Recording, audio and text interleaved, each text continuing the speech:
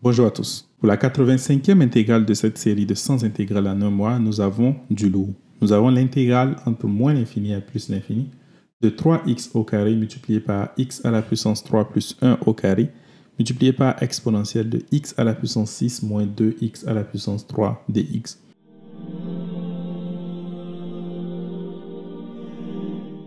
Comment est-ce qu'on doit résoudre ça? Ici, la première remarque qu'il faut faire, c'est que j'ai beaucoup de x à la puissance 3 qui apparaissent. J'ai 1 ici, j'ai 1 ici, j'ai même 1 ici. Donc, je vais peut-être me focaliser sur cela. Je vais commencer par ça en disant que j'ai l'intégrale entre moins l'infini et plus l'infini de quoi? De x à la puissance 3 plus 1 au carré multiplié par exponentielle de moins x à la puissance 3 facteur de x à la puissance 3 moins 2. Et après ça, j'ai 3x au carré dx. Il faut remarquer que si je prends x à la puissance 3 et que je veux dériver ça, j'obtiens quoi? 3x à la puissance 2. Donc, c'est intéressant. Je vais donc faire un changement de variable. On va poser que u est égal à quoi? X à la puissance 3. J'aurai donc du qui serait égal à 3x au carré dx. Et si x tend vers moins l'infini, u va tendre vers moins l'infini. Si x tend vers plus l'infini, u va aussi tendre vers plus l'infini. Super. Donc ici, pas grand-chose va changer. J'aurai juste l'intégrale entre moins l'infini et plus l'infini. X à la puissance 3 va donner simplement u, donc u plus 1 au carré, facteur de exponentielle de moins u, facteur de u moins 2, et après ça, j'ai tout ceci qui va me donner simplement du, du là. Attention, en fait, je devais avoir plutôt plus ici et plus ici. Mais ce qui est encore plus intéressant, c'est que si je regarde ceci d'une différente manière, je peux dire que ça va ressembler beaucoup à un carré parfait. C'est comme si j'avais u au carré plus de u déjà. Il me manque donc 1 plus 1. Donc je vais bien sûr faire moins 1. Et ceci, c'est u plus 1 au carré moins 1. Donc finalement, c'est comme si j'avais l'intégrale entre moins l'infini et plus l'infini de u plus 1 au carré exponentielle de moins u plus 1 au carré plus 1 du. Et là, qu'est-ce que je fais? Je fais un autre changement de variable. Donc, je vais poser que cette fois-ci, y est égal à u plus 1.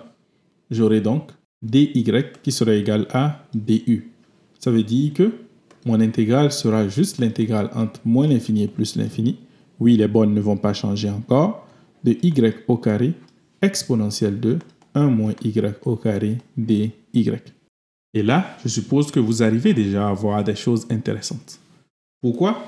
Parce que je peux toujours écrire mon intégrale comme étant égal à quoi?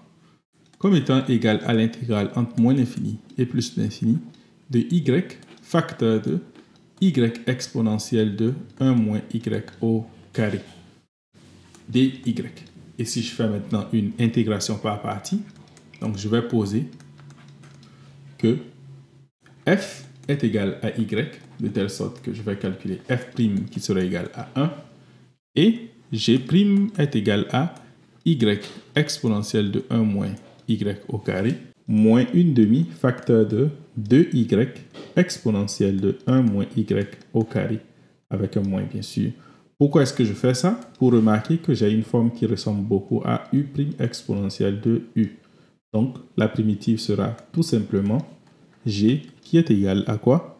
Qui est égal à moins 1/2 exponentielle de 1 moins y au carré.